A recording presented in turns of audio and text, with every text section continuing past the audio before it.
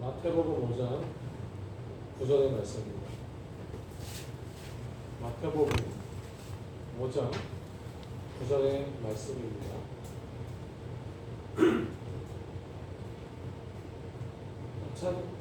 다 찾으셨으면 읽겠습니다. 마태복음 5장 9절의 말씀.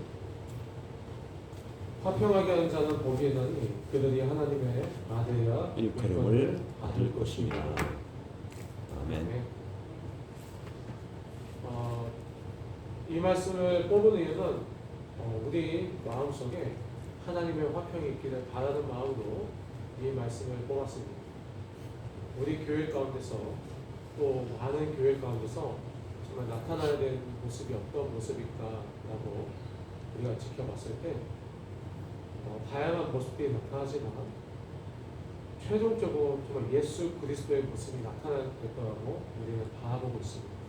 근데 예수님의 모습은 과연 무엇일까라고 봤을 때 하나님의 말씀이라고 말씀드렸습니다. 아멘. 요한복음 1장 1절에도 보면 태초에 말씀이 계시니라 이 말씀이 하나님과 함께 계셨으니 이 말씀은 곧 하나님이시라고 말씀하십니다. 근데 하나님은 어떤 하나님이시라고 말했을 때 고린도전서에도 나와 있습니다. 하나님은 어지러움의 하나님이 아니시오 오직 화평의 하나님이십니다. 우리가 그러면 화평을 어떻게 지켜나가야 되겠습니까? 라고 우리는 질문해 볼 수 있을 것입니다. 화평에 대해서 어떻게 말해야 될까요? 그냥 평화로운 것? 아니면 우리가 화목한 가정을 이루고 화목한 교회를 나타내는 것? 물론 맞습니다. 그렇지만 정확히 중요한 것은 계속 기도하면서 생각했던 것이 무엇이냐면 하나님과 함께 동행하는 것입니다. 하나님과 함께 동행하고 정말 제일 중요한 것은 하나님과 연합하는 것. 하나님과 하나 되는 것. 근데 많은 교회들 가운데서도 분란이 일어날 때도 있습니다. 교회에서 많은 형제들이 있고 자매들이 있기 때문에 생각이 다 다르고 성향이 다 다르기 때문에 때로는 부딪힐 수도 있고 때로는 분란이 일어날 수도 있습니다. 그렇지만 하나님은 뭐라고 하셨습니까? 서로 덮어주고 기도하라고 말씀하십니다. 사랑함으로 기도하라고 말씀하시고 사랑은 허다한 죄를 덮는다고 말씀하십니다. 그럼으로써 하나님의 화평을 나타낼 거라 믿습니다. 그 화평을 나타낼 때 그 교회가 더욱더 서고 더욱더 견고해질 거라 믿습니다. 그런데요, 우리가 정말 잘 생각해보면요, 하나님은 교회를 하나로 되게 만들게 하시려고 하시고 화평하게 하시려고 하시고 연합하려고 하십니다. 아멘. 근데 사단은 어떻게 합니까? 교회를 찢고 무너뜨리려고 합니다. 그래서 우리의 마음속에 혹여도 그런 마음들이 있으면 회개하고 주님 앞에 돌이켜야 될 줄 믿습니다. 아멘. 우리가 교회 가운데서 어떤 삶이 되어야 되겠습니까? 화평을 지키는 자들이 되고 화평을 세우는 자들이 되기를 간절히 소망합니다. 아멘. 우리 교인들이 어느 곳에 가든지 하나님의 화평을 나타내는 교인이 되었으면 좋겠습니다. 그럴 때 이 말씀을 더 뽑은 것입니다. 로마서 5장 9절에도 화평하게 하는 자는 복이 있나니 그들이 하나님의 아들이라 일컬음을 받을 것이라고 말씀하셨습니다. 바로 하나님이 화평이시기 때문에 하나님의 화평을 나타낼 때 말씀도 나타나고 말씀의 역사가 일어납니다. 그리고 야고보서 3장 18절도 어떻게 되냐면 화평하게 하는 자들은 화평을 심어 의의 열매를 거두리라고 말씀하십니다. 하나님께서는요 화평을 되게 많이 강조하십니다. 왜? 하나님은 화평이십니다. 화평이 하나님이십니다. 그렇기 때문에 우리에게 마음속에 화평을 강조하시고 우리의 마음속에 사랑을 강조하십니다. 교회 가운데서 사랑이 없으면 안 됩니다. 교회 가운데서 화평이 없으면 안 됩니다. 많은 목사님들이나 장로님들이나 권사님들이나 집사님들이나 때로는요 믿음의 교만에 빠질 때가 있습니다. 믿음의 교만에 빠져버리면 어떻게 보면 하나님의 말씀은 뒷전으로 생각하고 나의 믿음의 생각에 빠져볼 때가 간혹 아니 종종 보일 때가 있었던 것 같습니다. 그런데요 정말 중요한 것은요 하나님의 화평을 지키려면요 하나님의 말씀 안에서 우리가 바로 서 있어야 됩니다. 아멘. 우리가 하나님의 화평을 지킨다고 말하고서 하나님의 말씀을 바로 알지 못하면 하나님의 화평을 나타낼 수 없을 것입니다. 요한복음 1장 2절에 그렇게 말씀하십니다. 태초에 말씀이 계시니라. 이 말씀이 하나님과 함께 계셨으니 이 말씀은 곧 하나님이십니다. 정말 하나님의 말씀을 지키는 것이 하나님의 화평을 지키는 길이라고 우리는 말합니다. 그렇지만 우리는 말로만 할 뿐 행동을 보이지 않습니다. 말씀을 읽지 않고 기도하지 않습니다. 말씀과 기도는 항상 같이 가야 되고 항상 기독교인으로서 그리스도인으로서 해야 될 기본적인 본분인데 그렇게 하지 못할 때가 종종 보이고도 또 보이고 있습니다. 우리는 이럴 때 회개하고 주님 앞에 돌이켜야 됩니다. 예수님이 뭐라고 말씀하셨습니까? 공생의 첫 시작에 회개하라 천국이 가까웠느니라 말씀하지 않으셨습니까? 우리는 회개하고 주님 앞에 나와 있어야 됩니다. 회개하고 주님 앞에 돌이킬 때에 하나님께서 우리의 마음속에 화평을 이루게 하실 것입니다. 우리의 마음속에 화평이 나타나고 하나님과 함께 동행하기를 원합니다. 그리스도 안에서 우리가 힘을 얻기 원합니다. 힘을 얻을 수 있는 원동력은 바로 주의 말씀입니다. 주의 말씀이 우리의 마음속에 없으면 사단은 우리를 쉽게 무너뜨릴 수 있습니다.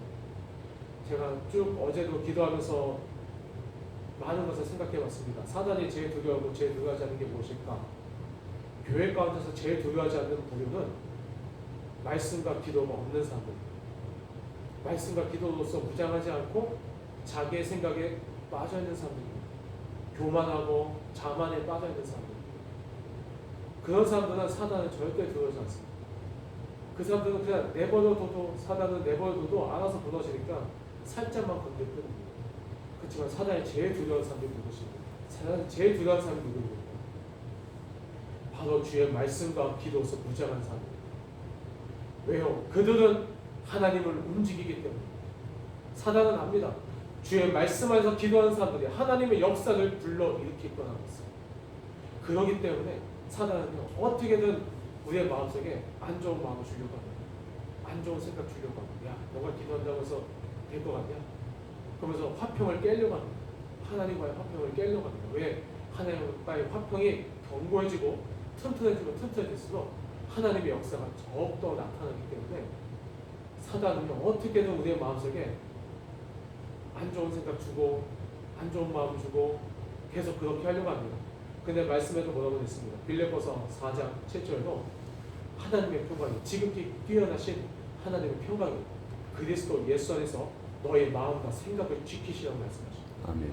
하나님의 평강이 우리의 마음과 생각을 지키십니다. 그렇기 때문에 우리가 기도할 수 있고 말씀 안에서 일어날 수 있는 것입니다. 아멘. 하나님이 우리의 마음속에 화평을 이루기 원하시기 때문에 우리에게 화평을 던지시고 화평의 말씀을 우리에게 더하여 주십니다. 우리가 그 말씀을 마음에 새기고 나아갈 때 하나님과의 화평의 길로 나아갈 때 사단은 절대 우리를 이길 수 없고 도리어 로마서 몇 장이었죠? 로마서 16장 19절인가요? 한번 찾아보겠습니다. 로마서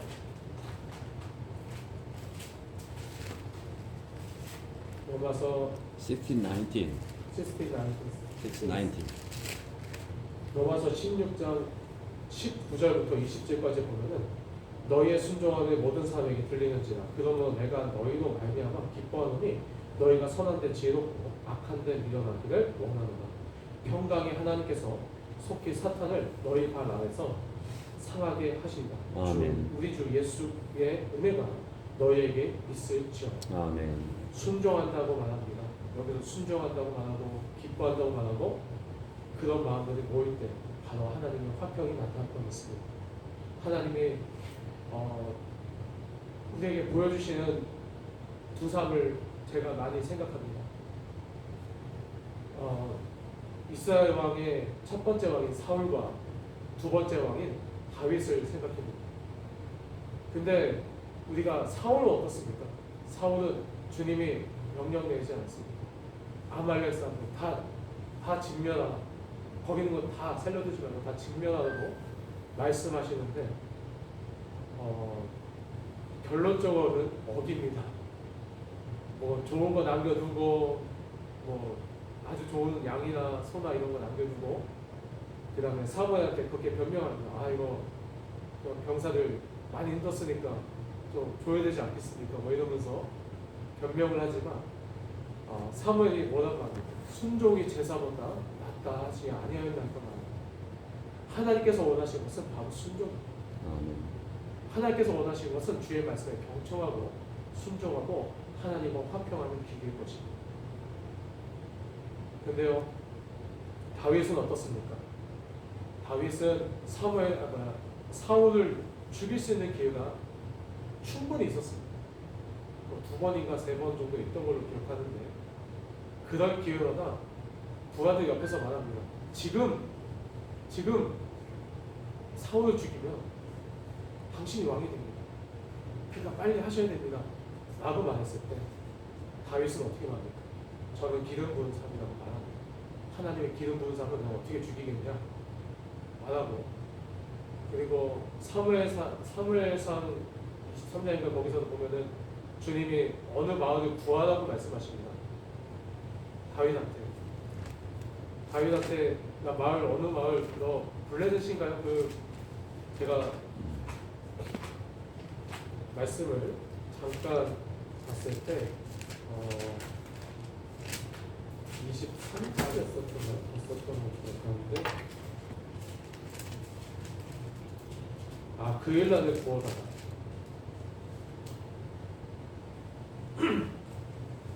블레셋 사람들이 그 일날을 이제 막 치고 있는데 하나님이 다윗에게 그 일날을 구하라고 말씀하십니다. 근데 부하들이 말려요. 안 됩니다. 지금 여기서 다윗이 여기서 블레셋하고 싸우다가 뒤에 사울도 쫓아오는데 잘못하면 우리 양쪽으로 포위당합니다. 안 됩니다. 그래서 혹시 막 이렇게 감론을박 하다가 다윗이 어떻게 합니까? 주의 말씀 순종합니다. 그 일날에 실제로 구하고, 근데 구해가지고 정말 잘 된 게 아니고 잘못된 케이스로 나가죠. 정말 힘든 시절을 계속 겪어 나가지만 그래도 다윗은 하나님의 말씀에 최종적으로 순종하고 하나님의 화평의 길을 계속 걸어갑니다.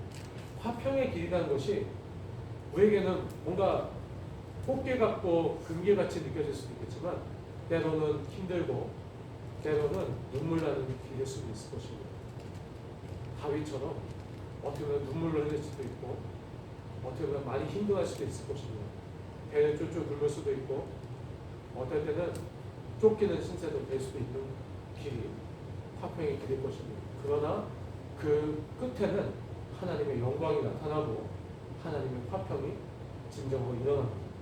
다윗이 어떻습니까? 그렇게 쫓겨다니고 그렇게 많이 어려워하고 했지만 결국 나중에는 왕으로 세움을 받지 않습니까? 우리가 지금 앞에 보이는 것이 하나님의 나한테 화평을 주셨는데 왜 나는 앞에 변한 게 없어? 라고 말할 수 있겠지만 마지막 정말 주님 앞에 달려갈 그 길에 하나님의 선물, 구원의 역사가 일어나고 하나님의 화평의 은혜가 넘칠 것 같습니다. 우리는 그것을 바라보며 달려가는 믿음의 형제들 되기를, 믿음의 자매들 되기를 간절히 주님을 기도합니다. 아멘. 하나님 아버지 감사합니다. 오늘도 말씀을 전하는 것이 부족한 것이 많이 느껴집니다. 내가 말씀을 잘 전했을까? 정말 우리가 말씀을 전하기 전에 많이 떨립니다. 왜냐하면 내가 이 말씀을 전할 때 혹여라도 내가 잘못 전하지 않을까, 내가 혹여라도 말씀을 전하는 방향이 혹시라도 잘못되지 않았을까, 내가 혹여라도 하나님의 화평을 무너뜨리지 않을까라는 우려 속에 오늘도 말씀을 전했습니다.